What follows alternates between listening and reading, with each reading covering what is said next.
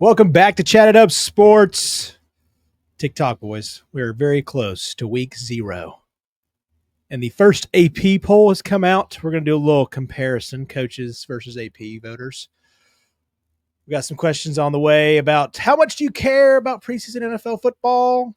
Are you having fun watching it? Is it just nice to have a little foosball on your TV? We got that. We got some more big deals in the world of UFC. Cash Money, Dana White made a lot of it.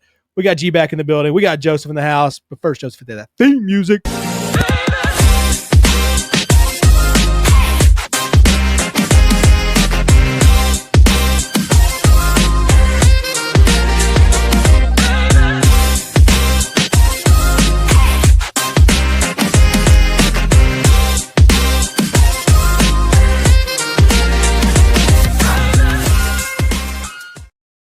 Back again in the foundation. Welcome back, G Money. Hey, good to be here, brother. How was the extended vacations? Well, I don't know if you really call them vacations. It's more of like work pleasure trips, kind of. It's like workations. Workations, yeah. I'm always constantly going somewhere, but there's always some sort of work tied in. But we do make some time for fun, family, friends, all the good things. Now, the Houston trip was solely vacation. There was no work to be had there, unless we're talking about the dugout bar where we were just hitting some dingers out there at the baseball simulation. Malcolm Harris gave you all the love for taking over his swing coaching, and he said, I needed this from young G. I needed this to make sure that I didn't look like total garbage, basically. He turned him around, dude. Coach G kicked in. Dude, second time we've been able to do that with Malcolm. First, throwing out that first pitch, giving him the confidence, practicing out in the parking lot at the station, dumpster as the backstop. Interstate just watching every move. Yeah. It was great, dude. Yeah, it was good. And then, by his last swings, he was like, I'm going to hit a home run. He had hit 2, I believe, off the wall on the simulation. And it was his last time up, and I think he hit 2 home runs. I was so proud of him. Do you have the option? Is it just the single ball coming up through the middle, or do they have like an electronic one coming at you? How does that work? No, I was kind of curious because I didn't really look into it, and I wasn't sure. I assumed that it wasn't going to become one coming at you because, let's be honest, that can get a little dangerous. Yeah, you know? I didn't know if it was like computer like toss at you. I didn't know how not an actual ball. I guess it was like thinking like electronic. You just time it out. I don't know. Oh, so no, what they did was they count down from 5, 4, 3, 2, 1. Yeah, and then the ball pops up out of the ground, and then you swing. You hit it. Okay. Now there's different levels. There was like beginner, medium and hard, basically. Yeah. And we just played kind of on the medium. Love it. I would have been curious to see what the hard would have been like. I wish I would have like changed it just for maybe one of my at bats to see what it was. Yeah, just see what's the difference. Because if it's coming straight up, I guess it's just. Yeah. I don't know. Interesting. Because it looked awesome. It was so much. It's the only one in the country, right? Yeah. I don't know why more places don't adopt this. I would assume over the next 5 years that there will be many more cities that have these things there because it was literally like a full bar. A baseball fan's dream, basically. Full bar, food, drink, the whole thing. There's TVs everywhere. They've got a little mini wiffle ball. Oh, it wasn't even a mini. It was. What's the place called? It was like dugout. Can you pull it up, Joseph? Home run bar or something like that. Yeah, because it looks sweet just from the Instagram pictures, and I was like, man, that would be awesome. Because I mean, these little like home run dugout. That's what it was called. Home run dugout. Yeah, there's like fire pits and there's like heck yeah, dude. Dirt, and the lights and all that. Yeah. It's really a sweet spot, and they've got like a full little baseball stadium in. Yeah. So what is the baseball stadium? Is that just like for people? It's wiffle ball. Oh, okay. Yeah, like kids can play. There was a party going on there when we were there, and that's what I was wondering. Like, there's a rent out situations. Yeah, there's a bunch of kids out on the wiffle ball fields, and I don't know what it's like on a normal day when there's not a party there. Maybe the adults are taking a couple of hacks. Oh yeah. With some wiffle balls, living in the glory that days. Is nice. But yeah, a ton of bays there. It's like it's golf simulator bay, but bigger. Basically, there's more bays. What's that place in Chattanooga here? Oh, I can't think of the name of it. It's in North Shore. Yeah. Dude, why am I forgetting that place? Yeah, I know what you're talking about. They have, 8, 9 bays at least. at theirs. It's like, just true golf simulator. Hold on. Continue to filibust here. It is Albatross. There we go. We love Albatross. I knew it was something different. I was like, why am I just forgetting this name? Mm-hmm. Yeah, that was a fun place. I've only been in there a few times, but it was it's a nice little spot. So if you're having that kind of in a big city, you're going to have a ton of bays. And I imagine the volume was pretty high with all the kids out like during the summer. Yeah. Yeah, dude. Yeah. I mean, it was packed. Like we had to make a reservation. Just about all of the bays were in use when we were there. How was Jamarius? Jam was pretty good, honestly. He was probably the second best behind me. Heck yeah, dude. He was trying to keep up. His competitive, you could just tell, like he was getting a little. He's usually a little chatty. He was getting a little quiet because he knew Coach G was locked in. And he was like, all right, I got to lock in. I got to see if I can match what he's doing. Don't you love like with that friend, just like you can see it turn on, that little light switch? Oh yeah, it turned on big time for him. That's the first time I'd seen that out of Jam. I liked it. Yeah, I liked it. Find that little dog in your friends. Like, I know he's got it in there. Yeah, and he, by the end, he was like, I think if we had stayed for a little more longer, I think I could have made it closer. Oh, of course. Like, okay, Jim. Yeah, dude. The hindsight's 2020 reflection. Yeah. But yeah, you feel like back, like I could have got it. I could have got you a couple more rounds. What's the Michael Jordan? I've never lost. We just ran out of time. Exactly. Yeah.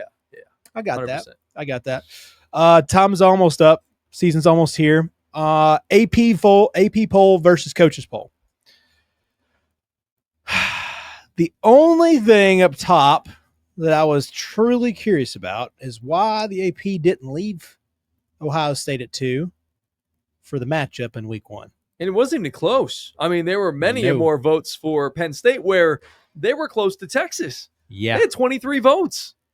Texas had 25. 3 first place. How much do we really, truly believe in James Franklin? Really? Come on. I just had to. I was watching the Packers preseason game while I was in my hotel in South Carolina this past weekend, and then Sean Clifford comes in, and they are listing off all of the accolades of Sean Clifford at Penn State, how many records he holds, and at Penn State, and this, that, and the other thing, and I'm thinking like, okay, Drew Aller's been there for like 6 years, and we still can't win a big game. So how in the world are we number 2? I know you bring your running backs back, so. It's always like this supposedly thing because the wide receivers are better, correct, Joseph? You think this wide receiver class is going to be better for them? We expect them to be better than they were last year, but I mean, when you have a playoff game where you don't have a receiver catch a pass and all your receiving yards are from your running back and tight end, you lose that tight end. It doesn't take much to get better than that, in my opinion. So we'll see, but like how good is better than last year? Because can't you're be losing, much worse. You're losing your absolute workhorse. Yeah, you're losing Tyler Warren, one of the best weapons in college football from last year, with Tyler Warren. He looked pretty good this first week with the Colts. I saw that. Yeah, and I was like, we'll get there. But he might be a nice little weapon for whomever is going to throw him passes, which either option doesn't look very good. No. Yeah, we'll get there. But it's just like, I don't know. I get the potential with Aller. I mean, look at the guy. Look at him. Yeah. And you do have 2 pretty solid running backs. I don't know where they're both going to wind up in a draft situation, but one will sniff the first round. Oh, for sure. Yeah. For sure. Whether it's Nick Singleton or the other running back, I wouldn't be surprised. I wouldn't be totally surprised if both of them end up as first rounders. I know that's hard. But that's really, really difficult to do. Because K-Tron actually wound up leading last year. Yeah. He was the worker. I was going to ask both of you guys, if you had to pick one or the other, which would you hypothetically put money on to be a first-round pick? I'm not endorsing betting. Probably K-Tron Allen.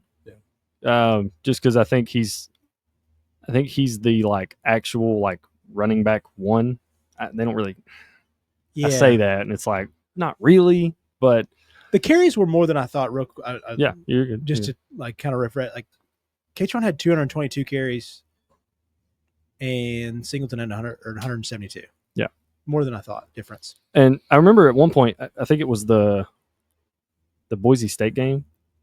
K-Tron Allen was averaging like 11 yards a carry or something stupid like that. Yeah. And then they just stopped handing him the ball. I was like, okay, again, why? Make it make sense. Sure, yeah, whatever. Yeah, because he did have – because it wasn't just – he had the one, I think it was like a 56-yarder, and then he had a couple others that were just banger 15s. Yeah. And I think 9 might have been like his shortest one during that run. Yeah. Like, Yeah. He was absolutely on fire. Yeah, that was the verse. I was like, man, please don't use this Boise team, and please don't use that SMU team as bad examples year one to like hold teams out next year. Yeah. I'm hoping they don't. I hope they don't give a team negative treatment because of SMU, like what SMU did last year. Because I feel like it wouldn't be fair. It wouldn't be justice. But no. One thing I wanted to ask you guys, when you brought up the topic of the AP, like when you look 1 through 25, and we'll stick to just the AP, what's your like first instant thought when you see the rankings? Because if you want to take a second, I can give you mine. Go ahead. Okay, so first thing I thought about when I saw the AP was, what would Texas be ranked if their quarterback wasn't Arch Manning? They did. Like say they had. What if they still had Quinn Ewers? What if they had Julian Sayin? Or if they were in like Ohio State, if they had Julian Sayin or Ty Simpson, like if that was who their starting quarterback coming into the season would be, they'd still be.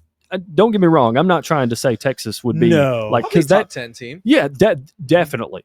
I don't top 7 at least. Yeah. But like, reason I asked that is because of the teams, and I guess also if you consider that most of these other teams in the top 10 are also starting first-year quarterbacks.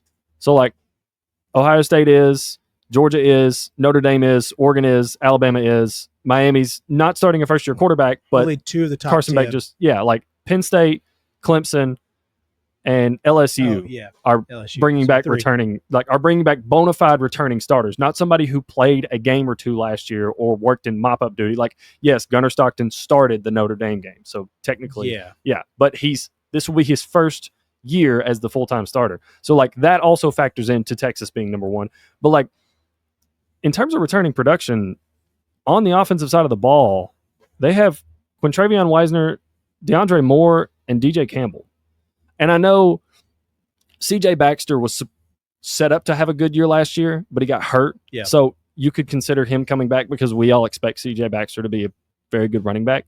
But it just makes me curious, like is all of Texas's hype because of Arch, or is it because like they have some legitimate weapons on defense? Because like Ryan Wingo's going to probably play himself into a top 10 receiver in college football this year. I'd say it'd be really hard for him to crack top 3 between Ryan Williams, Jeremiah Smith, and probably Cam Coleman. I'd say is that like dark horse number 3. I know he plays at Auburn, so he gets a little bit overshadowed. There's 4 or 5 that are just so good right now. Yeah. Yeah.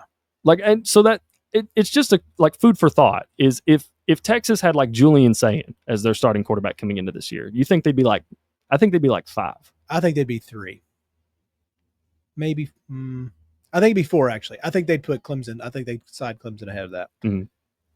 Yeah, I can see them being 5 or 6, honestly. But yeah, I mean, when you have a quarterback as talented and is with much hype is surrounding Arch Manning, it makes sense that they're number 1. Because if he is truly as good as he's supposed to be, then they should be the number 1 team in the nation, because a good quarterback or a great quarterback should elevate you despite what you've lost. And look, I was just looking over their depth chart, and they haven't brought in a ton of transfers on offense or anything along those lines. I mean, Emmett Mosley they brought in, obviously he's a wide receiver, but and a tight end, but they brought some transfers in on defense, but they did lose a lot from last year. So Arch is going to have to make up for those things. And that's what a great quarterback should do. So to me, it makes sense why they're number 1. But to your point, Joseph, I mean, you could say that about a lot of schools if they didn't have a specific quarterback. Like if Grant Nussmeier wasn't the quarterback at LSU, and I know he's dealing with little patella tendonitis right now, but they wouldn't be as high as they are if they had more of maybe a question mark, because nobody seems to believe in Brian Kelly. And that's why I'm so surprised that Penn State is as high as they are, because how does nobody believe in James Franklin? Why do people continue to put their trust in a guy who continually over and over and over and over again shows that he can't show up in a big game with his team? Well, I'm glad you brought that up, specifically those 2 teams, because the disparity in the ranking between Penn State and LSU is kind of dumbfounding to me. Like based on the AP, Penn State is 7 spots ahead of LSU. Okay, I'll give you the edge with Drew Aller versus Garrett Nussmeier. I'll give you that edge for Penn. I'll give you that edge. I'm not saying or giving my opinion stating that I think Drew Aller's better than Garrett Nussmeier. They're right around the same. But just for the sake of the argument, I'll give Penn State the point. Okay. LSU brought in the number 1 ranked transfer portal class. They brought in what I think are bona fide better weapons than Penn State. And it seems like they've addressed some of the issues they had on defense. We'll have to see what Blake Baker does with who they brought in. But is that enough to warrant them being ranked 7 spots ahead of LSU when, to me, these teams kind of feel pretty similar? No. It's not that I would put LSU that much higher. I might. I can't say I'd put them ahead of Alabama, but I couldn't do that. I would say I could put Ohio State, and based on what we've seen this offseason and what Cade Klubnik is supposed to be, and based on what he did last year, I could put Clemson above Penn State. Same, and then but again, Clemson's. Yeah, because you just know what you have. Like you know that if those wide receivers, what they kept doing at the end of the year to what they could be is very scary. Yes. Very scary with a guy that can sling it. And I don't know. Drew's good. Don't know about great. And LSU talent is great. Mm-hmm. I don't personally think Brian Kelly is a wonderful head coach in the SEC. Mm-hmm. I do think he's a situational fit somewhere else. Yeah. I think he could go on and have a great career. I don't know, someplace like Notre Dame. But, it's one of those things. And we were watching the SEC doc, my wife and I, and Brian Kelly, I was trying to give the backstory. And I realized I do kind of have a disdain for Brian. Like when I talk about him, I'm like, man, I just don't think I like the guy. I don't think I like the guy. And I don't know, something about that defense was so frustrating, and it's so funny whenever you know what came out of there. You had Daniels, you had Neighbors, and you had Brian Thomas Jr. Yeah, one of the best offenses since 2019. Then you see it on the field again. You're like, they legit had the 2 best rookie wide receivers we've had rookies, like studs, and then one of the best rookie quarterbacks we've had in a long time. A Heisman winner, unbelievable. That defense was just so atrocious. He couldn't stop anybody. And I hate the fake stomp. Like, you go back, you watch that stupid press conference, you're like, that's so forced, and I hate that crap. And so it's just it was frustrating me. I was like, I just don't think he's a great coach, and I think that's why they are where they are. I think talent-wise, it's LSU. They'll always be. Dude, that school will always have, regardless of who the head coach is, they'll always have talent because they've always had talent. Louisiana's a great recruiting ground. It's LSU. It's an iconic brand. I mean, there's a reason the last 3 head coaches that were there won national titles. Yeah. Ed O won a national title. And I know it's like, okay, but that 2019 LSU team, like nobody's going to be able to replicate that. I understand. I get that. Go a little ways back. Les Miles won a national championship there. Yep. Saban would have probably won several there if he had stayed at LSU. Several. Like, I think that's fair to say. By the NFL. Yeah. I think with LSU too, it's like LSU, Texas. It's hard not to say Alabama, but you had Saban for so long. But LSU, Texas, I think now Georgia, Ohio State. Those are the 4 that I'm like, they'll always have the highest level of talent, and it should be USC as well. Like, just doesn't matter who your coach is. Those are the schools right now that feel like just pure out can almost get anybody they want. Those are the 5 to me. It's like, dang, dude, I feel like they're getting a nice little give here at 9. But I have a question for you guys. Me being more of the NFL guys, you guys being more of the college football guys. In the NFL, a lot of the saying is, hey, if you have a quarterback, you have a chance. Does that ring as true in college football as it does in the NFL? No. Because look at the success that Kirby had at Georgia with Stetson Bennett and the success that Lincoln Riley's had at Oklahoma and USC. Like, would you compare those tenures? and make them comparable. Like, yeah, Lincoln Riley's had like 4 Heisman winners. That's cool. But eventually people get tired of Heisman winners and they want national championships. Yeah. So while I think having a great quarterback is part of it, I don't think it's in the same where if you don't have an elite quarterback or hey, this is a bona fide first round quarterback, you're screwed. I mean, watch Saban in the early years with Greg McElroy and quarterbacks like that he won national titles with. And I know that the game was different back then than it is now, but you don't necessarily, I don't think you necessarily have to have a bona fide first round quarterback to have success in college football. Because, I mean, Caleb was great at USC, but the rest of that team was just hard to watch. Yeah. You can even say that, especially for last year in both situations, and of course, we don't know what's going to happen with these guys, but right now it doesn't seem very likely that Will's going to work out from Ohio State, one of the best teams, especially towards the end of the year I've ever seen. And then what you got out of Dylan Gabriel at Oregon for your regular season champs. It's like those guys, like they were awesome in their own capacity, but they're not bona fide first rounders. Yeah. You know, they're just it's not who they are. But they carried a team, and you're good enough to be a college football great. But your defense was unbelievable. Your wide receivers are spectacular. System matters so much more in college football. You can make a great system with a mediocre quarterback, I think. And to me, the number one thing in all of college football, the biggest difference from the NFL, and it's on the defensive side actually, is just tackling. Like if your team sucks at tackling, and I go back to the LSU team, but to go back to your point, the entire run of Oklahoma for Lincoln Riley. Yeah. Like that team was the worst tackling team I've ever seen. They got better last year. I was listening earlier, and I didn't realize they made this big of a jump last year, but they were 115th in scoring defense 2 years ago, and then last year they jumped up to 56th. Yeah. Competition got a little worse in some capacity. When you go to the Big Ten, you're like, your scores could go down, I think.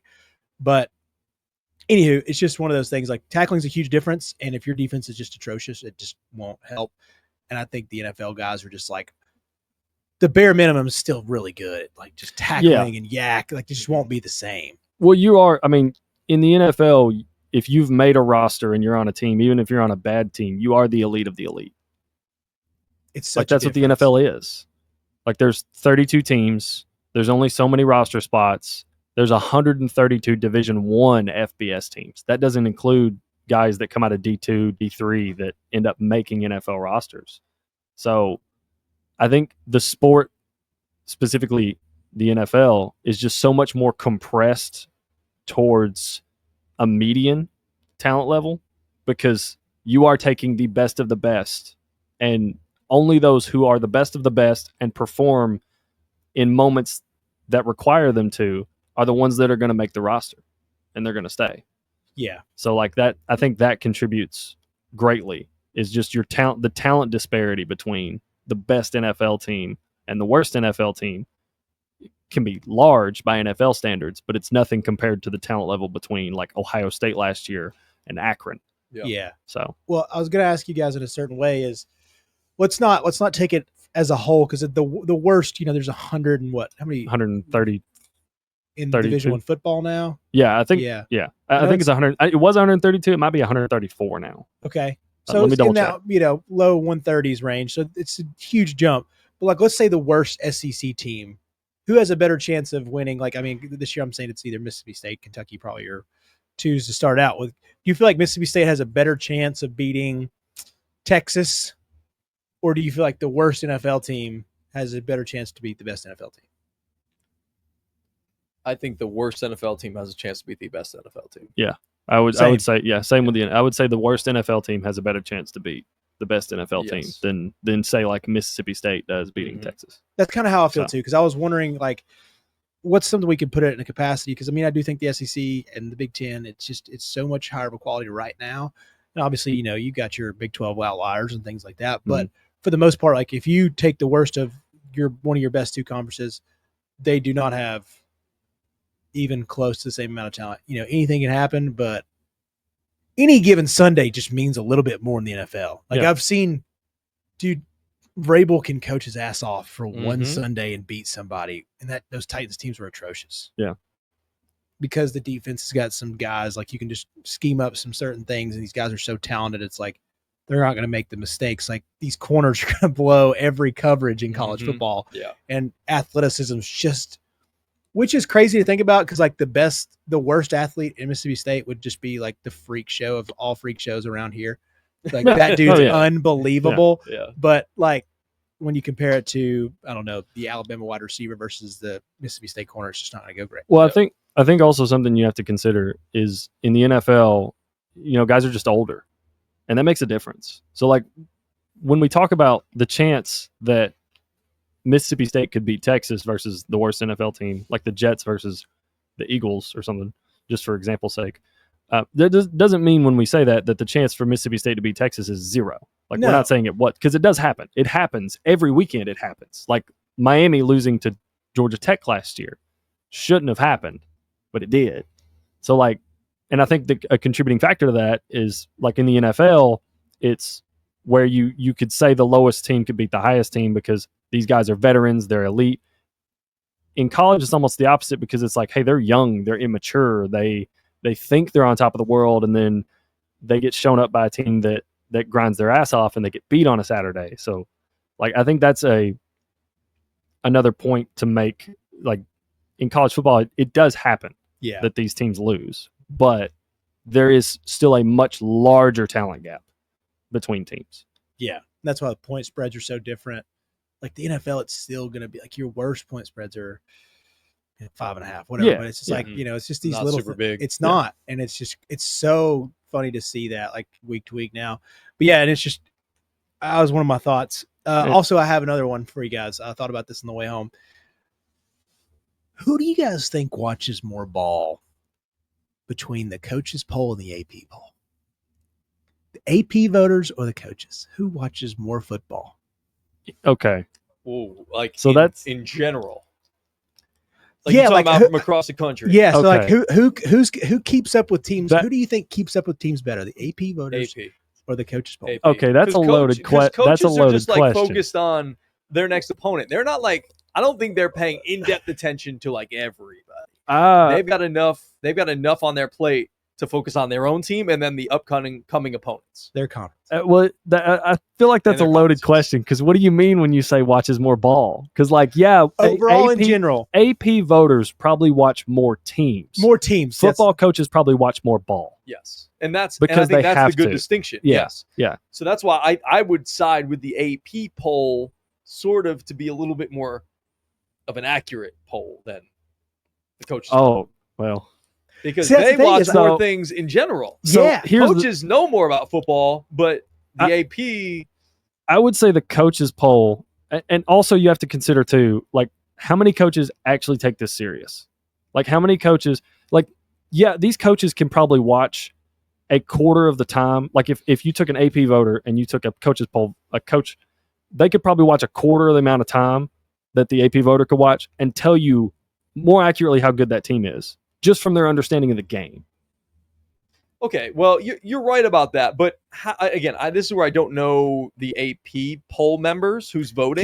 Can you I can pull that up. Yeah, pull that up. I was just saying because it's like Reese Davis and it's like Reese knows ball. Don't get me wrong, but like that's what I'm saying. Like these guys, they must have played football at some. Oh no, they don't have to. No, AP voters do not. No, I know they don't have to, but I'm just assuming that they must have played football at somewhere along the line. You'd be surprised.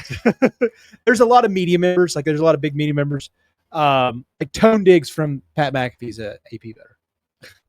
It's like those guys. Well, see, that's the thing though. Is like Tone to me feels like one of those people How is it's just given out to media members. Yeah, there's certain media members, certain guys that like they think no ball. I mean, I do think there's a lot of like ball watchers.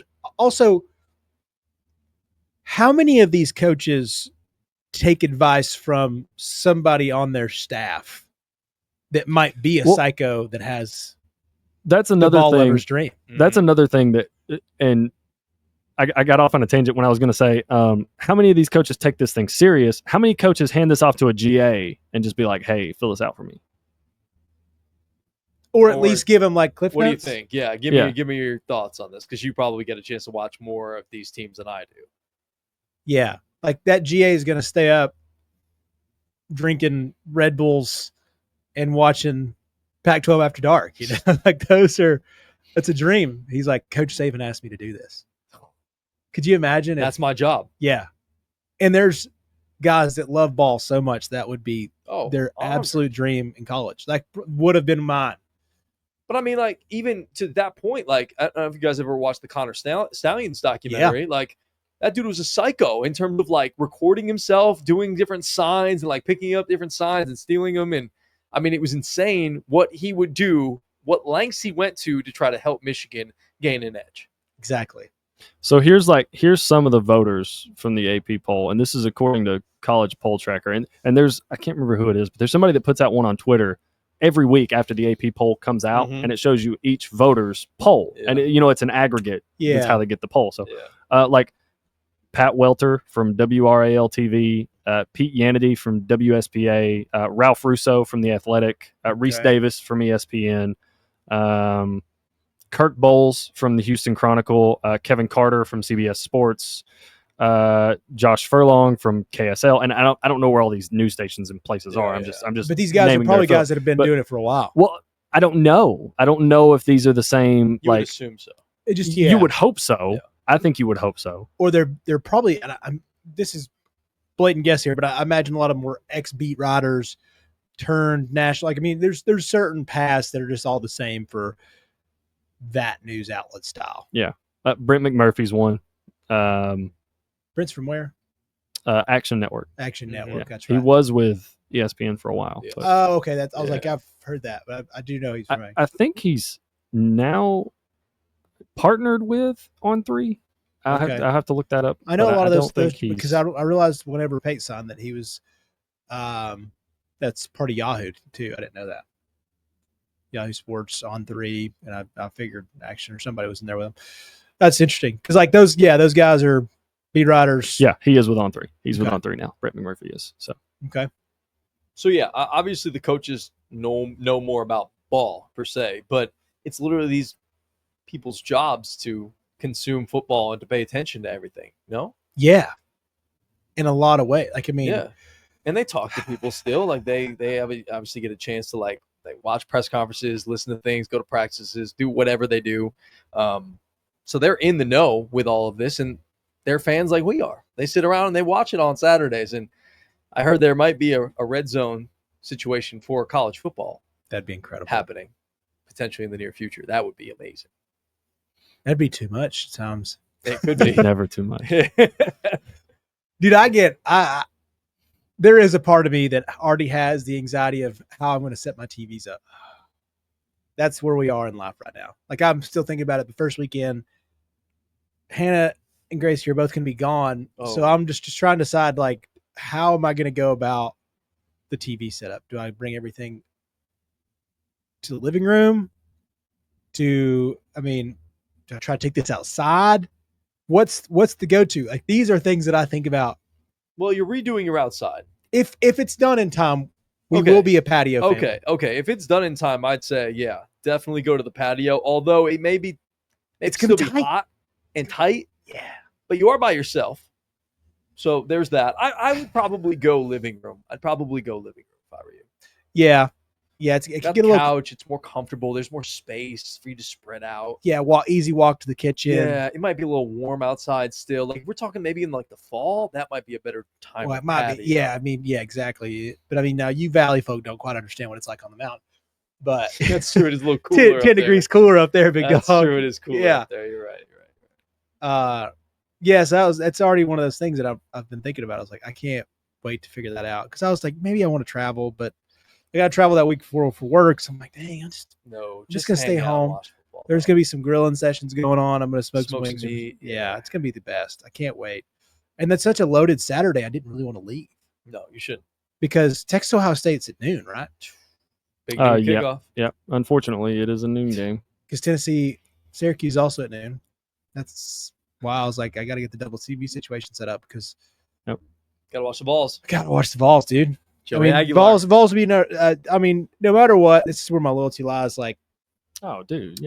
Vols are on TVA like every time. I don't care who you're playing. Like it's ETSU.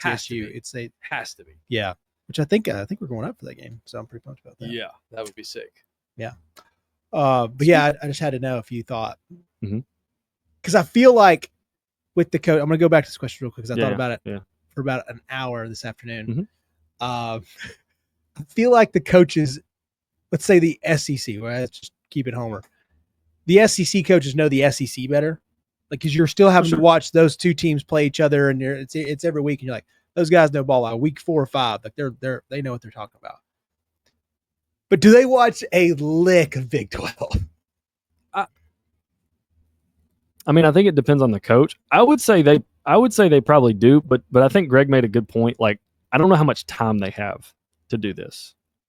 Like between, especially with the state that college football's in now, where it's like, oh, you have to game plan, and you're still recruiting, and you're also still recruiting your own roster, and like, how much time do they have to devote to this? Like, can they really now? If they really could pour over this and put effort into it, I think the coaches poll would be a way more accurate representation because they just understand the sport at a higher level. Yeah.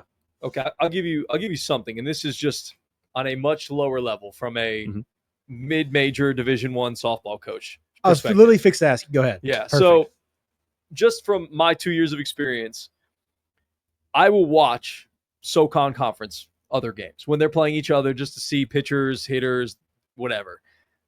But I'll be honest, I don't have the time because we all play at the same time, so we don't get a chance to really watch it. Now, look, with softball, it's different than football. There's highlight shows for football and things like that. The highlights are more readily available than they are for softball. True. So I think if you're a coach, it might be easy to say, hey, let me check in on, if you're an SEC coach, let me check in on Ohio State. Let me see how they did today. Let me just watch the highlights on my ESPN app, the 1 to 2 minute highlight package of what Ohio State did today, beating the brakes off of Akron or whatever. Yeah. Just a quick synopsis of it.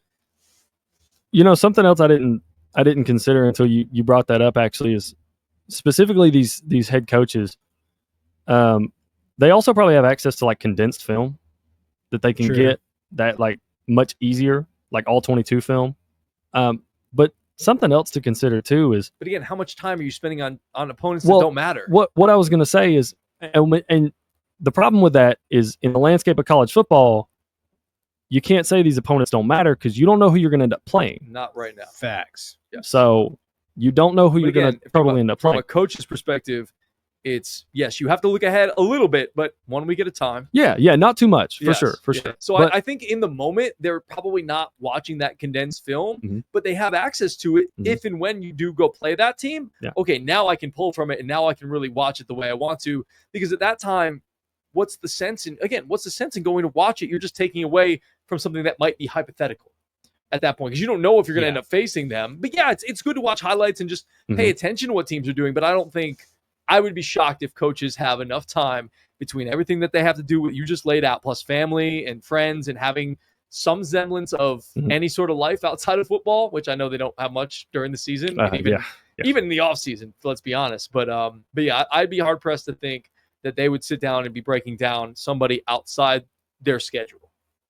It would be very hard probably not, especially depending on where we're at in the season and who they're playing. But something else, second point is, they probably know a lot about a lot of these players that are on these higher level teams from recruiting them. Yeah. So they probably know way more about, like, I would say Georgia and Alabama and like Oregon probably knew a lot about Jeremiah Smith. Yeah. They just didn't get him. Didn't get him. So like, they probably know a lot about these players because they're all recruited by the same schools. Yeah. They are. I mean, so they're not necessarily, and again, not saying the head coach is pouring over hours of film of the player, because that's why you have these massive staffs, because there's just not enough time to do all that. So many guys. Yeah. So many guys. I think right now, ultimately, like, I think the coaches poll could be, but I just don't think coaches have enough time. I don't. And then there's also this weird part of me, like, these coaches are so ingrained in this sport. Here's a good example is Coach Don Rakowski, Brian was talking about Pat Summit.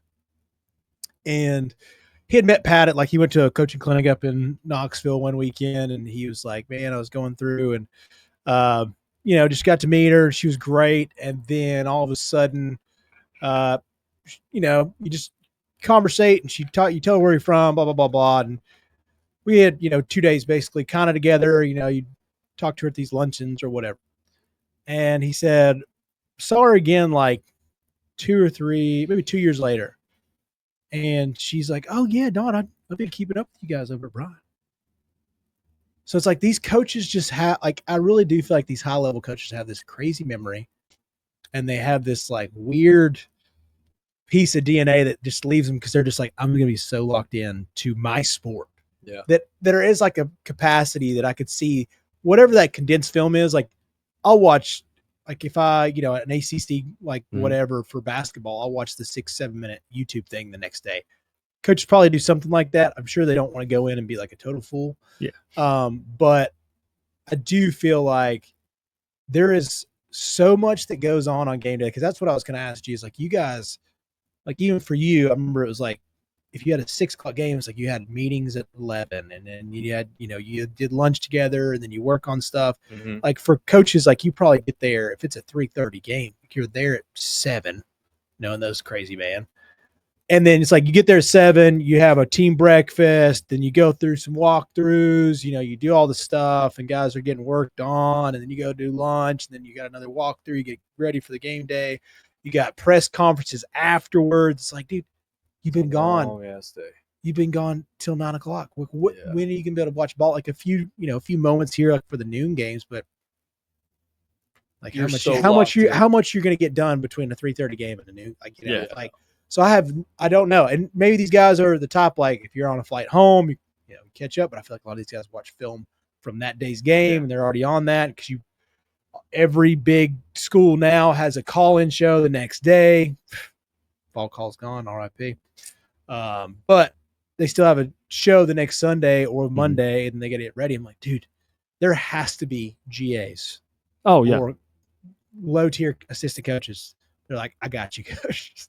Oh, yeah. Yeah. Dude, definitely. I mean, and also these large schools, they have these 30, 40, 50 people staffs. So it's like, you just, because you have to, man. You are forced to, that's where the sport is. That's the state of college football. That is it. If you want to be relevant, I'm not saying you have to do that, but like if you want to compete with these higher schools, then you have to play by the same rules they do. Yeah, because then you realize, I think that's one of the things like about staffing is when you realize, oh man, I got getting an extra person to handle this task now. Oh wow, that's a huge jump off my plate. Yep. So whatever that was, whatever that's, dude, even like scheduling for these guys, like if you just have a scheduler for trips or just your media stuff, I imagine, they've got several SIDs now, and it's crazy difference, especially at that level. So I was like very impressed. So they have to have somebody on that staff that is not labeled as certified ball watcher, but there is a certified ball watcher. probably several of them. They get one for each conference. Yeah. It's like, hey, here. Jeffrey, freshman. Big Ten watcher. Big Ten watcher. Bottom half of the Big Ten watcher. Yeah. Yeah, those are the guys. Like next year I'll move up and I'll be the top half of the Big Ten watcher. Yeah. It's my progression.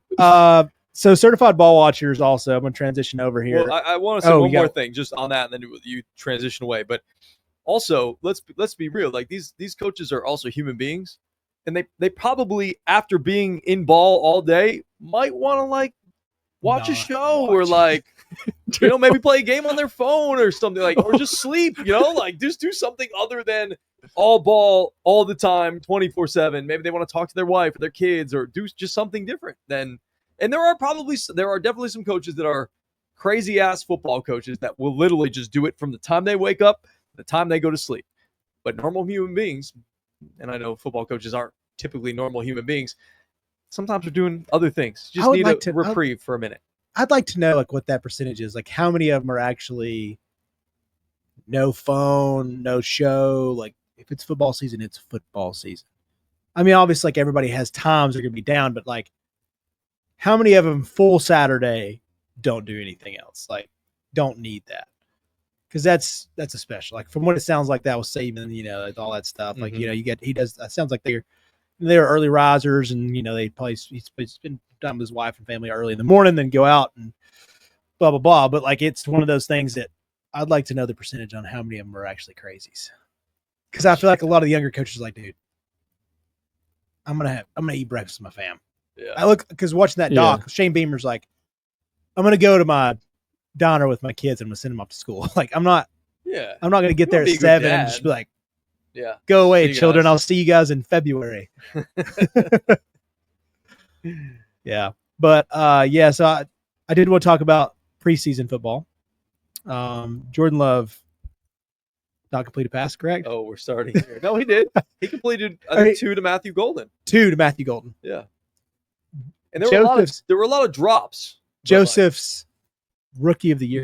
My long shot offensive rookie of the year, Matthew Golden. Hell yeah. So. True. Speaking number one, baby. True number one. We potential. need it. I believe. We need it. I believe he could ascend to be their number one receiver. That's not hard. And and here's the thing. It's not hard. Looking it up, the last offensive rookie of the year that was a receiver was Garrett Wilson. Yeah. He had 4 touchdowns and 1,100 yards. Which is not Matthew Golden could do that. That's what I'm saying. And my not to get back into that, not to rehash that whole pot again, but Travis Hunter seems to be the favorite pick to win one of those. But I feel like if he's really going to play both sides of the ball, he's going to play himself out at one of those awards. And then who would be the other potential offensive rookie of the year? I mean, we were talking about Ashton Genty. He's probably the favorite. I would think he would be. He's going to get volume. Tet McMillan. He's going to get volume there in Carolina because their wide receivers suck. But I would take Jordan Love over Bryce Young. But at the same time, the Packers' defense should be better than Carolina's. Should be.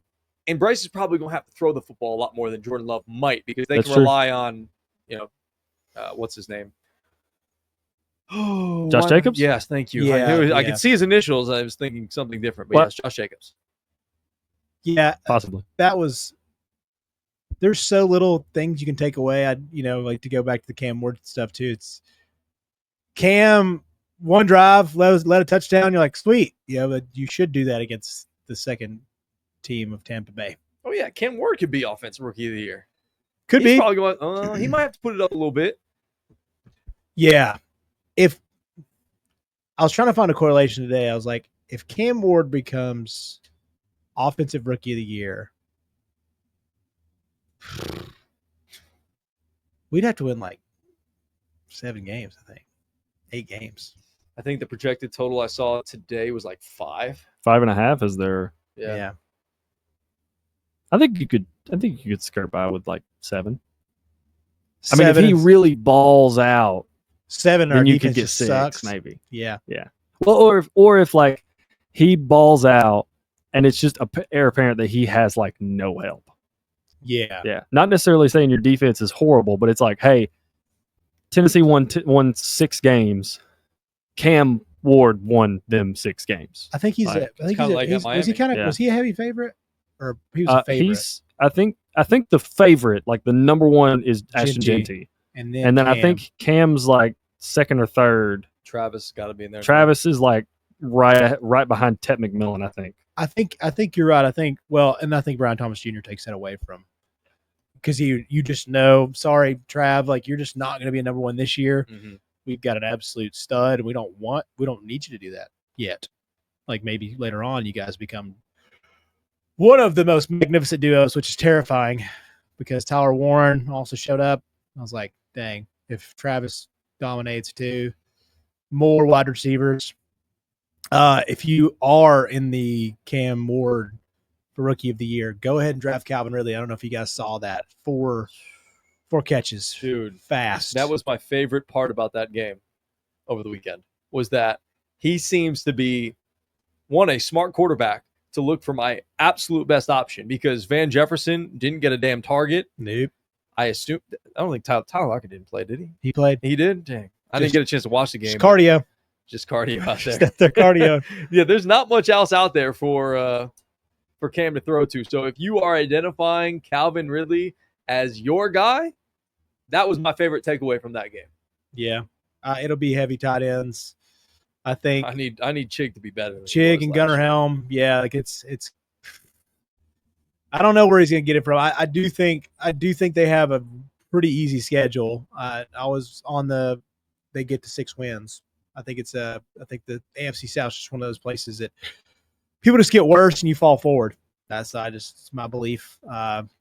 AFC South is just one of those divisions. Terrible. It's just one of those divisions. I think the Colts could be terrible too. With their quarterback position it's situation. I mean, look, I like the offensive weapons they have there, but you do need somebody at the trigger to throw them the football. Yeah, to get them the football, and it's Daniel Jones and Anthony Richardson. It's Yikes, not good. Dude. It's not good. Now when it comes to the Titans, I want to circle back to them. It's weird because this year I'm more confident in their offensive line than their defense. It's better. I actually think their offensive line is going to be not a strength, but it's certainly going to be better than we've seen in years past. And I'm looking at the guys in like the secondary and more specifically like the linebacker position. I'm like, yeah, it's thin, man. Who? Like what? Yeah. Are we relying on Arden Key? Cody something. Barton? Yeah, because like Jerry Sneed hasn't even played. He's been a major disappointment since that trade last year. No Landry anymore. I like the safeties, but like other than that, it's like this feels like Kevin Byard and the safety having to cover for everybody else. It's gonna be, and then it's gonna get you in a lot of trouble. That's what happened last year. Exactly. That's what I'm saying. Like I believe the offensive line will be better than the defense will in its totality. Yeah, I mean, what we have to hope for is with the linebacker situation. Remember like Zach Cunningham that year when those two linebackers stepped up and just played out of their minds for their talent level. I think Zach Cunningham's like a third string linebacker for Detroit right now. But still, it's like those guys played really well for us, and you just have to have that. Like, hopefully Key turns into something. There's maybes. Simmons is going to have to be just a man amongst boys. Like, this has to be like defensive player of the year type situation. And I don't know how he does it because I don't know who else is going to be able to help him.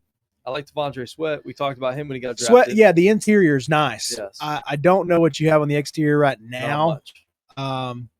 It hurts losing the pass rusher. Like, I know you have to let Landry go. I get that financially, but it sucked. Because those two, Sweat, Simmons, big boys, big nasties. I definitely think Simmons is taking a leadership role because, crazy enough, he is the most tenured Titan. Yeah. I've heard good things about Sebastian Joseph Day, but like, again, Arden Key, James Williams Sr., like, What's the cornerbacks right now? You've got L'Jarius Sneed, Amani Hooker. Hooker, is safety. Xavier Woods, safety, again, really good. Quandre Diggs coming back this week, I believe it is, against Atlanta. He's good as a backup. Jarvis Brownlee Jr., I've heard really good things about him at the right cornerback spot. And then Roger McCreary he's a solid slot guy. But again, it seems like every single year with the Titans, we're talking about major injuries that happen. And I have not heard a lot of good things about the depth. Gabe Judy Lally has not, former Titan, or Vol has not been good so far at camp. It's always like there's one massive hole of weakness. Yeah. And that's the linebackers again. So, yeah. Dude, we're going to get the last couple of years, there's been a couple of holes. Yeah. Well, the defense has been like, okay. Yes. That's the thing is like, it's been okay, but when you're getting trounced in field position game, it's like, what do you do?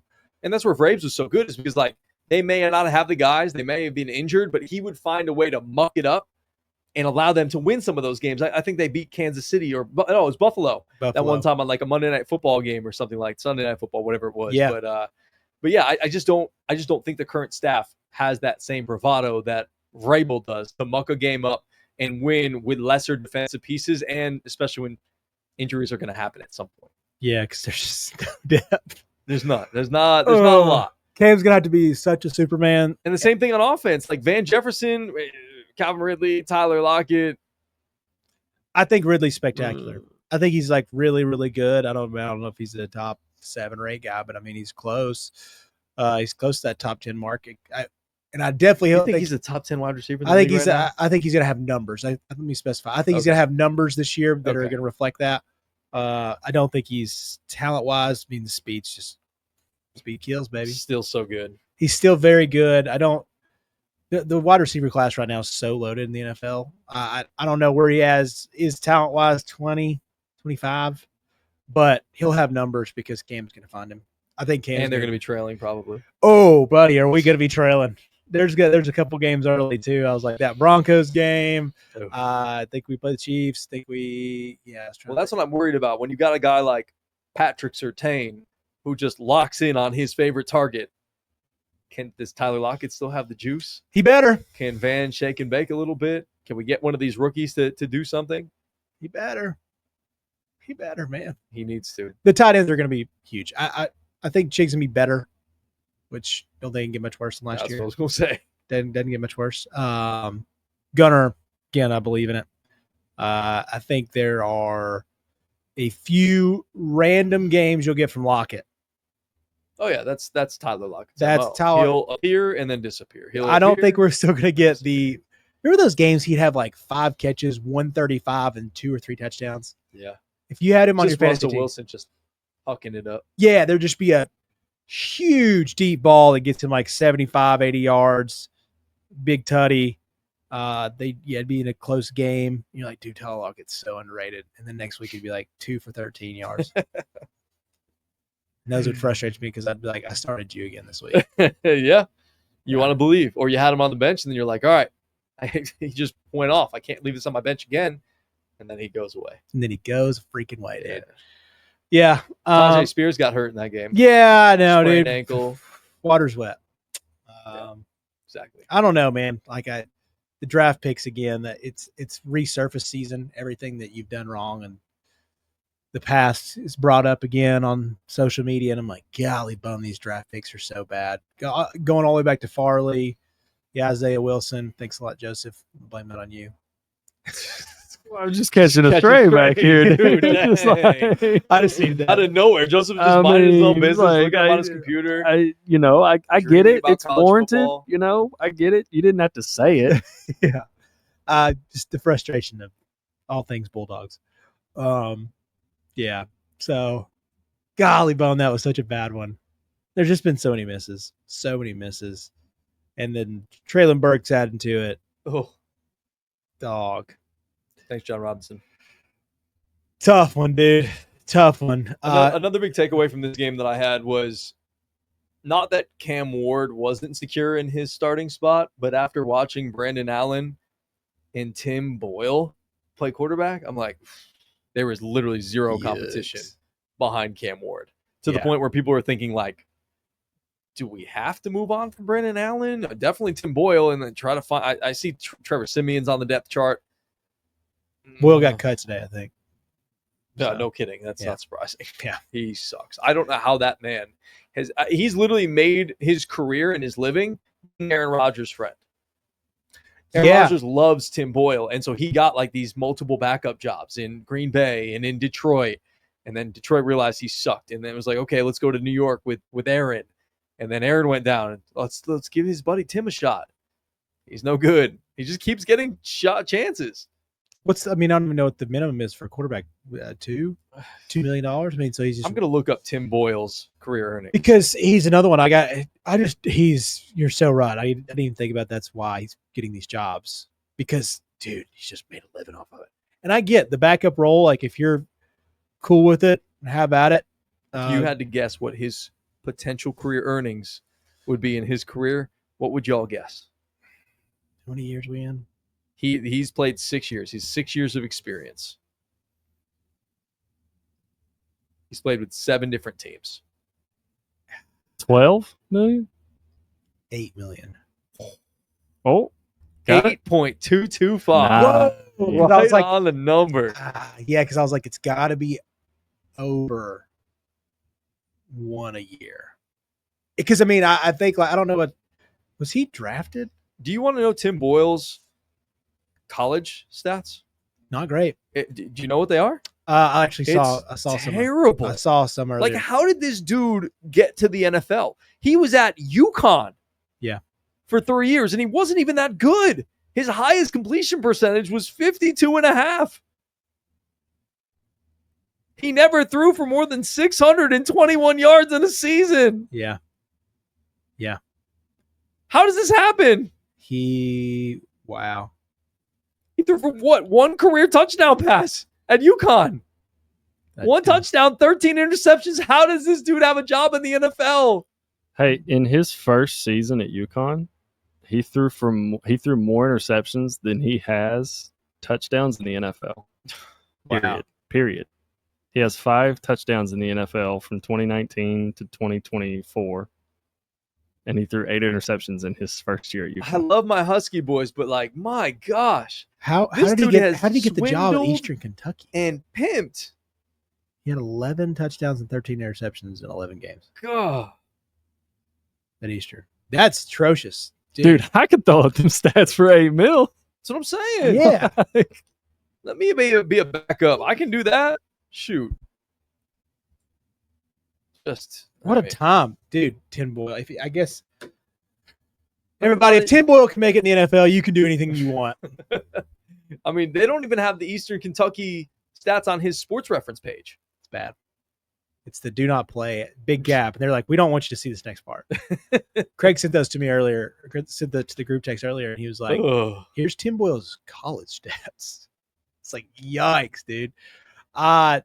There's just a couple guys. I'm like, how have you made it this far? Another one, like, just the greatest back of all time is Chase Daniels. Yeah. One for the chases, just skeezing away. I mean, Nick Foles wasn't bad as a backup. He was not bad, but he's like, He's also Could he start. would start, yeah. could start. Chase Daniel never really started. No. He was never going to take your job kind of No. guy. He's like, I'm I'm here. cool. I'm here. Especially like the last couple of years, got the jobs in LA, Mm-hmm. lived out in Kansas City, had a The good life. Saints. Yeah, good life. Good life. Speaking of good lives, $7.7 billion, not million, $1 billion goes to Dana White and company at the UFC Corporation. Did you guys see this today? That's a lot of cheddar. How's this going to affect? Because don't with ESPN Plus you get like the undercards All right, so here for it the is. UFC? If you pay for Paramount Plus, you Uh-huh. get everything. Yeah, Pay makes sense. per view, the way that they're talking about it, Mhm. gone. Thing of the past. Okay. Antiquated. I mean, what are we talking about? Pay per view, boxing, maybe some direct TV movies or some shit like. Yeah. As far as the only thing I ever hear about pay-per-view now is boxing and UFC. I've never heard pay-per-view for anything else. That doesn't mean it doesn't exist, but like everything I've ever associated with pay-per-view was boxing and UFC. So you get UFC's full slate of 13 marquee events during the year and 30 fight nights. The company said in a statement, all matches and events will be streamed in the U.S. via Paramount Plus, and select events will be simulcast on CBS. So how much is the Paramount Plus subscription going up? Nothing yet. No, yet. $12. Yet. $12. Yet. That'll So be far. $18 Get in before the now. end of the year. Get in now. Yeah. I grandfather bet that. I bet they'll give us 2025.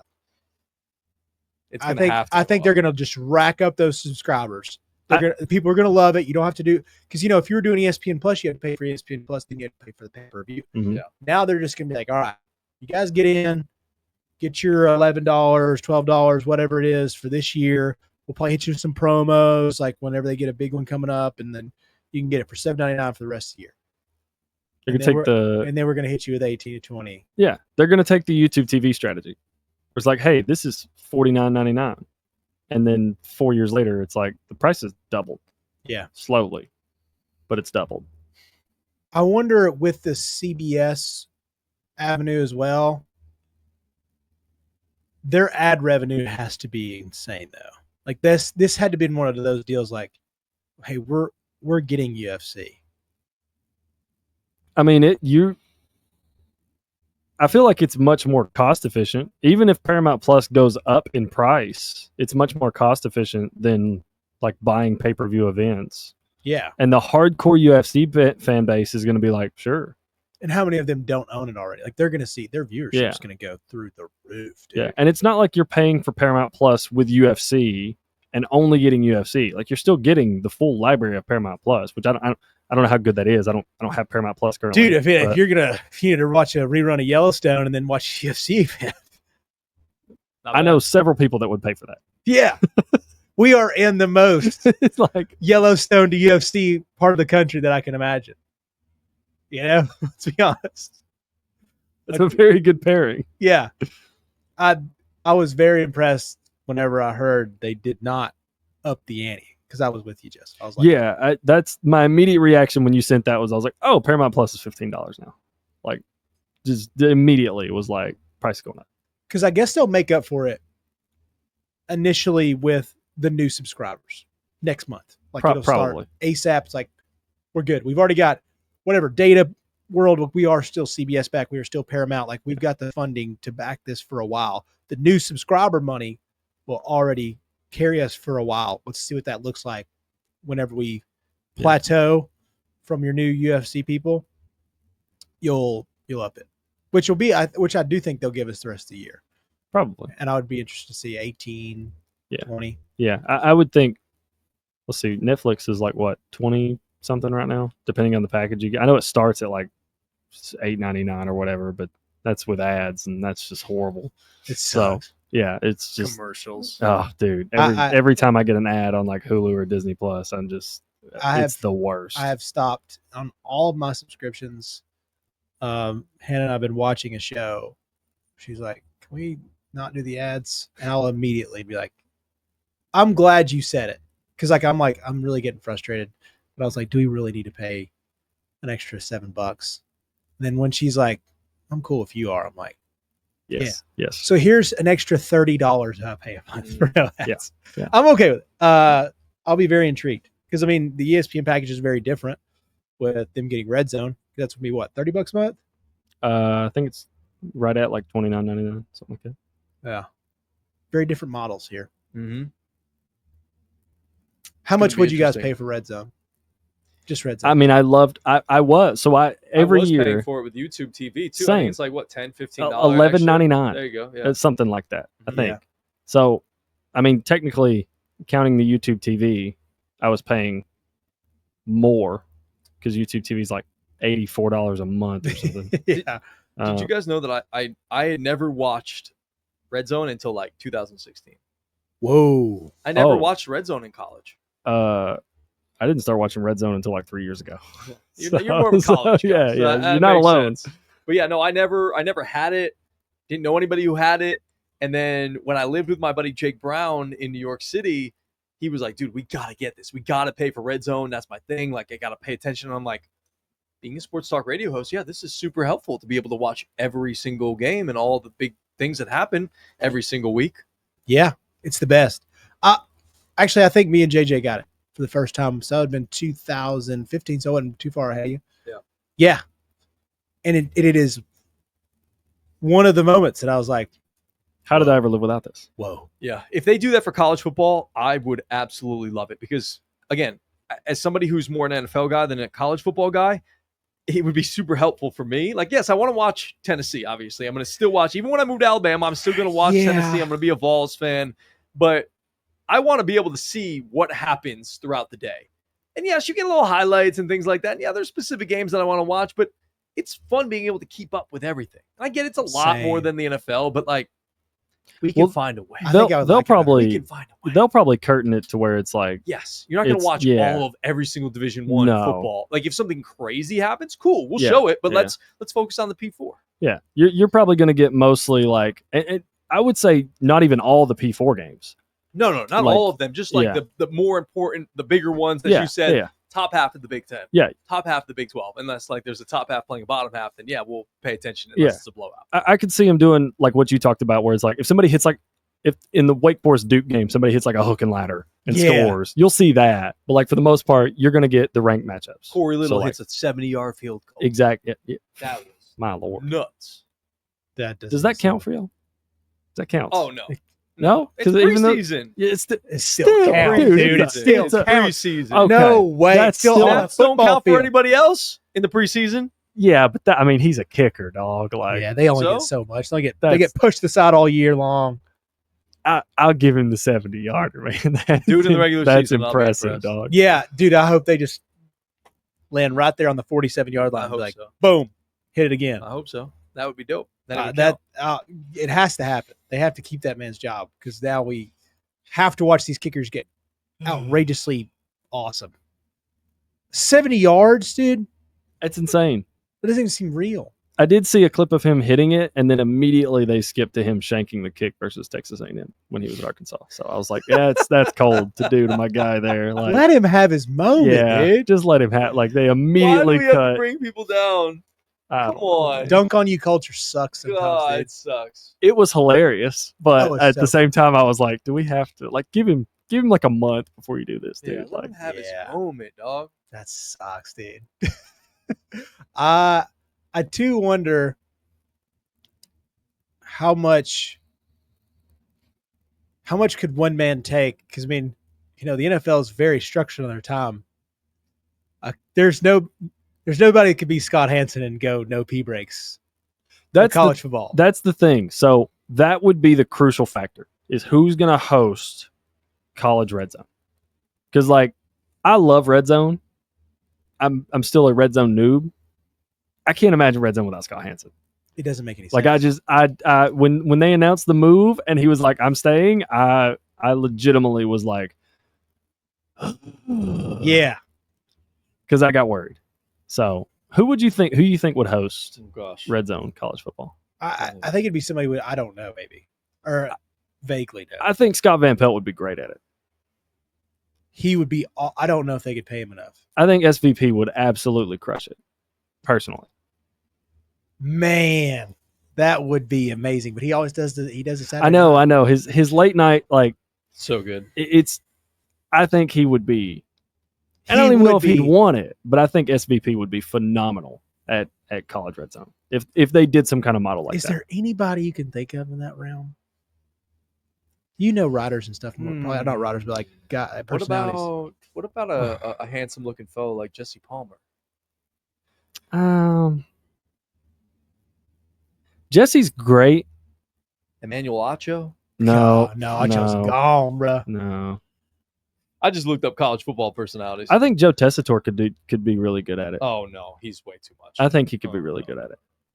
I think he'd tone it down for it to be, because if he's going to be on all day, I don't think he's going to give you the same level of energy.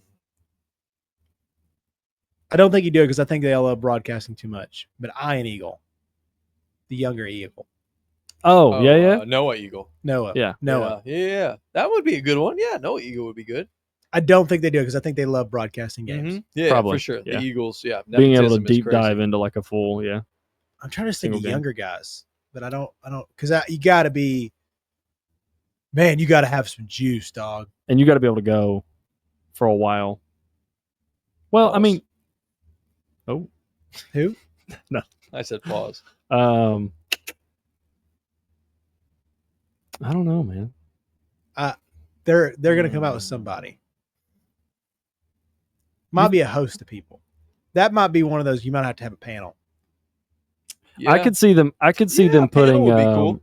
Do what? A panel would be cool. Well, I could see them doing like the transition crew that was like Matt Berry and Dan Mullen and was it Acho? Yeah, Emmanuel Acho was the not Emmanuel Acho. Not Emmanuel. No, not Emmanuel. Was it his brother? I think so. Yeah, Sam Acho. Sam. I think it was. Yeah. I think it was Sam.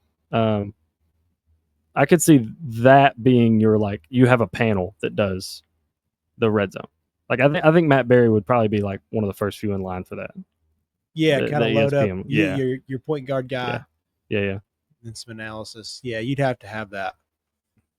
Because that would be tough to have one. I mean, Scott's a unicorn. Well, then also like you got to think too. Like in red zone, they jump into the game and then the broadcasters take over. So like you do have that aspect in college football where it's like you really would just need a point guard, somebody to pass you from game to game, and then whoever's calling the game, like the typical college football casters, would take over most of the broadcast. So I think you wouldn't want to take somebody that's currently in the booth.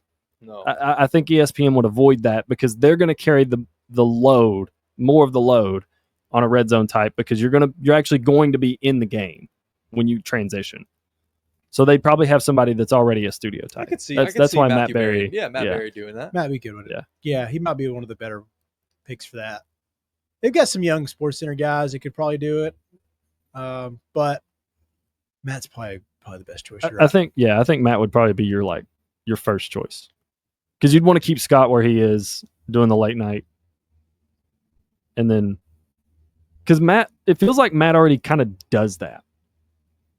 Yeah, he does. Like he already kind of does that. Like, hey, we got 3 minutes left in the LSU Auburn game, and coming up for you next, we're going to give you some highlights from around the nation of who's been playing, and that's going to lead us into Texas A&M at Arkansas in the 3:30 slot. Like he kind of already does that. Yeah. So, What about Pate? Who? Pate? I'm not saying obviously. Like I know this would not happen, but just the type of personality. I think Josh is too much of a. I think he's too much of a fan. I don't think he would want to be stuck in a booth all day watching college football on screen. Like he's a sideline. He's an atmosphere guy. Like his tour that he does every year is a big deal. So like I don't think he would take it. I don't think he'd want to. I think he'd rather be in stadium at a game getting the full experience versus being like a point guard. Yeah. Another one, personality-wise, but definitely exactly what you just said, JD would be great. I think JD would be pretty good. I think he'd be pretty good. Yeah. I don't too much of a ball watcher, too much of like an analytics guy. I don't think they do it. God, Scott's just hard to come by, dude. Yeah, that's the thing. I think Scott would be perfect, but I don't like what you would lose. Yeah, you could. He's perfect for the NFL. Just keep him there. Yeah. Do not ruin this good thing. Yeah. Keep him there until him and Stanford Steve. Yeah. Stanford Steve would be great. Steve, actually, if they did it a certain way, wouldn't be bad. Mm-hmm. You think so? Yeah, it'd be funny. Yeah. Yeah, because it would be just so like, let's kick it over here. Like, it would have to just be, there'd be so much going on. He would be pop, pop, pop, pop, pop, pop. Like it would just be one line to get you here. Like with the NFL, it's like, I don't know. I think he could be pretty good at it. What about Peter Burns? Oh, I think Peter'd be really good. He's a point guard type on like studio shows. Peter's also like he's a big SEC guy. So I don't know if he'd want to take that on. Well, maybe. Yeah. Maybe he would. Because he's go ahead. Yeah, I was just thinking Barry's 55. I was trying to see how old's Peter. Is he really? Yeah. Wow, looks good. Holy crap. Peter Burns is perfect for this probably. I think Peter'd be really. If you did Peter Burns and Chris Doring, their dynamic on SEC this morning, I think they could be really good. Yeah. If they were like the game day red zone. Yeah. What would they call it? They wouldn't call it red zone. You don't think? Because they can't. That's probably copyrighted by the NFL. Yeah. Like to name a show. So what would it just, and you can't call it college game day because you can't do that. College game day already exists. So like what would you name college football red zone? Ooh.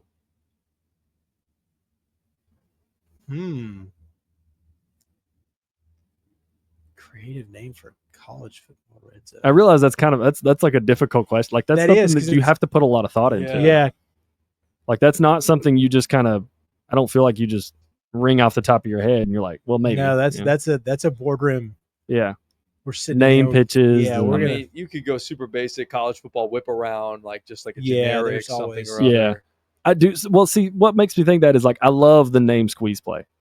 Yeah, for like that was so perfect. Yeah, that was just it's so nice. College football roundup. Yeah, I was like the lateral, something like that. I mean, there's like creative stuff.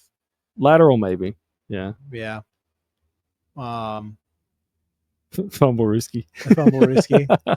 Welcome to Fumblerooski. Yeah. They were like, we're just gonna give into the fun here. Yeah, dude, it's gonna be awesome. Like, there's so much going on, and then I'm sure if you haven't looked around, it's gonna cost you over $1,100 to watch the NFL this year. $1,500. Yeah, total with taxes. God. Stupid and fees. A lot of financials, guys. A lot of financials going around. They're making a lot of money. Yeah.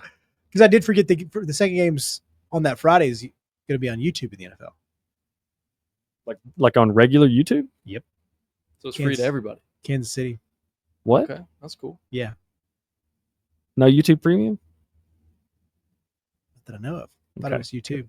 Good. I'm just making sure. YouTubes. Just the YouTubes. Just a Friday game. It's Kansas City versus. Oh, yeah, I love the Friday game. Can't remember. Oh, like opening weekend of the season? So you have the Cowboys, Eagles Thursday night, and then it's Kansas City versus somebody I'll look it up. on Friday at YouTube. I'm very intrigued to see how that's going to go. So I think Rich Eisen's going to be that one. Nice. They got Eisen for a reason. Oh, dude, I think Rich would be good for. Well, no, he's too good at the NFL. Never mind. Yeah, you don't want to take these guys away from their good spots. No, you can't. No, you can't do it. So Rich comes Leave over. them in their alley. Do we know? Is Rich getting his own? He's getting his show back. Like I guess he's getting the slot, the Rich Eisen slot. I think he follows Pat. Oh, cool. The show follows Pat. I believe. Don't quote me on that. I'll look it up. But quoting it. Yeah, it's set stamp it now. What it is. It is what it is. NFL Sao Paulo game. Chiefs and Chargers. Yeah, it's just on YouTube. Sweet. Chiefs Chargers. Oh, that's right. We got division matchups for week 1. Doesn't happen very often. No. Also, did I hear that? Last thing here, random question. I believe South Carolina is done with their SEC schedule. Like early. Mm-hmm. Yeah, like November 12th. Yeah. I was like, oh wow. Yeah, they end because I think they have I don't think it's a bye week, but their last 2 games are Coastal and Clemson. Mm-hmm. Yeah, I was like, man, interesting today. So like they're done with the SEC schedule like November 12th or 15th or something like that. Yeah. I know we didn't talk about this, but I did want to make this note that there was quite the disparity from where Tennessee was ranked in the AP versus the coaches poll. 24th in the AP, 18th in the coaches poll. I'll be honest, I kind of see Tennessee more towards where the AP has them right now with the question mark at quarterback, but you guys have also just sort of convinced me that maybe the quarterback doesn't matter that much in college football if they're going to have that good of a defense. If they are. But we lost so much on offense. Yeah, I was about to say, you're also replacing Dylan Sampson. You lost Jennings. Yeah, you lost wide receiver. Thornton's big. It's just he's going to be a starter for the Raiders this year. I can't believe that. Yeah. I can't either. Yeah. Like, what? He's your number 2 or 3 right now? Yeah, You lost a lot of production. You lost a few offensive linemen. Dude, and that's another thing. Miles Kitzman's back. Miles Kitzman's back. Joey's going to have to be something that I just don't expect. He played 2. I was looking back. He played 2 Power 4 teams. It was the terrible Carolina defense in 2003. 2023? Yep. And then I was like, was he even born in 2003? Probably not. 2023. Sorry, 2023. He played Carolina's terrible defense. And I think he was like 22 for 41. 2 touchdowns and a pick. Terrible defense against 2 years ago. And then in 24, because he didn't play last year. Yeah, in 24 for Appy, he played Clemson, and he was like 18 for 40. Did he get wasn't Brady Cook there? Oh, I'm sorry. I'm thinking of Mizzou. Yeah. Never mind. Appy State. Yeah, App State. Similar colors. Drinkwitz was the coach there. Like he had some highlights in 23. Like, you think they were the only regular season loss for JMU that year. Like there was some cool little moments, but you look at that talent, it's like, the only Power 4 teams you played, you did not perform well. I don't know. You don't know all these guys. You don't know. And I do believe in Heupel as a coach. I think there's a huge step back though. I just think you're going to have to be a very opportunistic football team this year with the style that you're going to play. Like you're going to have to be really good on, like you're going to be really good on defense. Yeah. And you're going to be more of like a game control type team where you want to run the ball, because I don't know what kind of passing game you're going to have with Aguilar, and you don't want to have to end up throwing it a lot and that leading to turnovers, and you end up playing from behind. Just kind of that seems like it's going to be a recipe for disaster for you guys this year if you get down early. But if your defense can stay stout, Joey can protect the football, and you can establish some kind of run game, I think that'll be your recipe for success. And let the defense just kind of carry the flag for you this year. Yeah, Tennessee's the biggest kind of discrepancy that they have. Them and Oklahoma both. Those are your two. That's the matchup that I think like. What's your dark horse, good or bad team? Like I think it's like a flip flop from perspectives. Like everybody thinks Oklahoma's going to come up. I believe in Mateer. I think he's awesome. I think Venables is doing a better job bringing in an OC, him taking over the defense, like all the things I've said it 100 times. But Tim Banks is really good. Suppose the offensive line out of camp is awesome for Heupel. So if you're like, dude, I can just plug and play 1,000-yard backs. Joey, you just don't suck. Jabari Small was pretty good for a while. Yeah, that's what I'm saying. It's like you had Small, you had Jalen Wright, then you go to Sampson, and then you had other guys that have like been really close to 1,000 yards. I feel like we had a couple 700-yard guys, 800-yard guys that were clear second guys. Alvin. Well, I mean, this was Heupel. I'm talking Heupel. Heupel era. Yeah. Gotcha, just like these guys in this offense. Like that's again, perception is they just want to check it deep. Yeah, no, they're a run first team. They'll be able to run the football. And what if these things are open? And what if he does hit them? Like if Nico would have connected on deep balls. That's what I'm saying. If Joe would have connected on deep balls, like Hendon was able to. Again, that was the big thing. I know we're riffing again, but the Joe Milton hype is real down in Dallas too. I don't know if you guys see it. God, he threw one of the most prettiest incomplete passes I've ever seen. Unbelievable. It's just like one of those dudes that like throws it. It's like Brett Favre, but less accurate. The reports are that he is playing better than Dak on some days. The accuracy, the whip, the athleticism. And I'm like, I heard a great quote from somebody at Barstool. They were like, dude, everybody, I think it's from Big T, every team should get Joe Milton just in preseason to have that hype, like to believe it. Because when you see this man, you see the stature, you see the 75-yard long ball. Like it is unbelievable to watch. And then I think in the preseason game, he threw 16 yards over some guy's head on a 14-yard slant route. Wide open. Yeah. The Joe Milton experience. Yeah, it is. Everybody should experience it because he does. He does have like every intangible you'd ever want. He's a video game. I mean, if you're creating a player and a quarterback, like you'd want to create a guy like Joe Milton. Yeah, you even have the dreads, like all the stuff. Yeah. Cool guy. Everybody loves him. 99 throw power. 47 throw accuracy. Yeah. All verts all the time, baby. 4 verts, send them deep. Send it.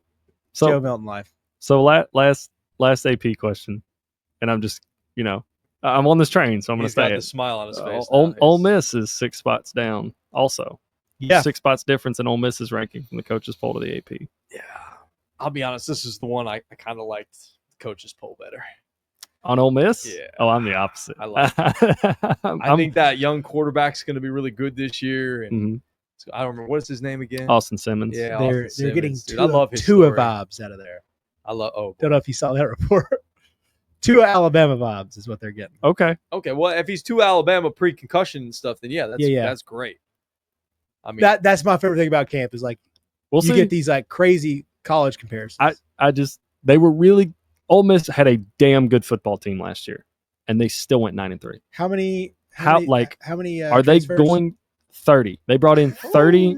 Listen, dude, I'm on this train, man. Like it started on the win totals pod. Come on, it got brought back up again. Like I don't think Ole Miss is going to be as good as they were last year, and they went 9-3 last year. So like I'm just saying. Okay. Austin Simmons could be great, but they lost a lot. I think he's going to be better than Jackson Dart. That remains to be seen. I think Ole Miss fans hope he's going to be better than Jackson Dart. But there are so many questions at quarterback in the SEC. It's ridiculous. It is really ridiculous. I can't wait.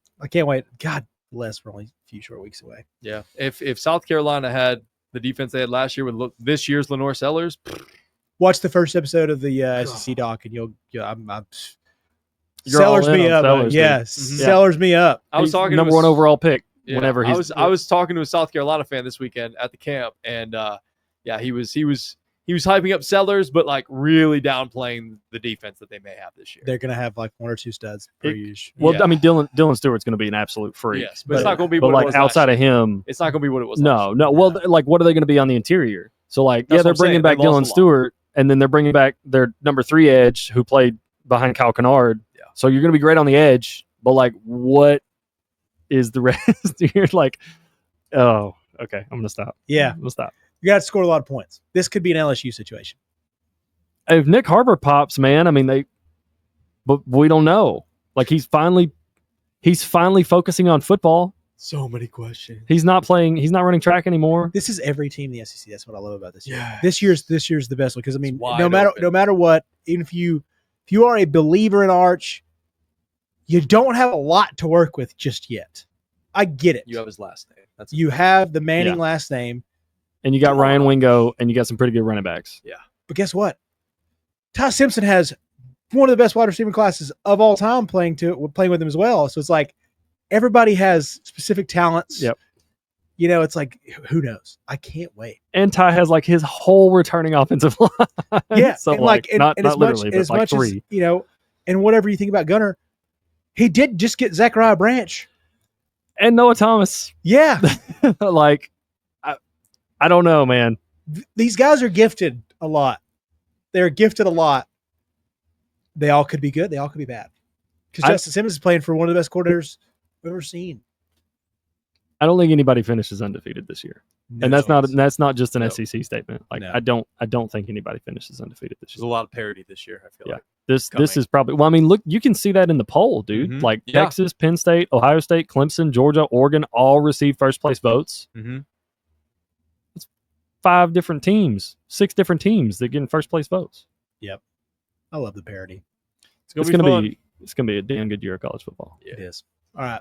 Wrapping it up. Yeah, before we go, I just want to show some love to our sponsors. Obviously, Barra's Cabinet Refinishing. Check them out everywhere if you want to jump in and get a job done with them. Fantastic. They've been doing it for a long time. Chattanooga staple since 2016. Talk to our boy Alan and let him know you heard about it on Chat It Up, and you will get 5% off your job. Again, check them out. Barra's Cabinet Refinishing.com. And then, of course, Steel City Brand. If you want 15% off your offer, check it out. Chat It Up Sport. Chat It Up 15. There's the hat. There's the socks. Joseph is sporting the T-shirt right now if he wants to show that off. There it is. That tee's awesome. Awesome. I love it as well. It's become one of my favorite tees in my closet. ShopSteelCity.com. I was talking to my sister this weekend, and she said they're coming out with some new colors of that shirt as well. Love it. So check that out. Again, ShopSteelCity.com. Chat It Up 15 for 15% off your online order. Like, subscribe. We love yins. We out.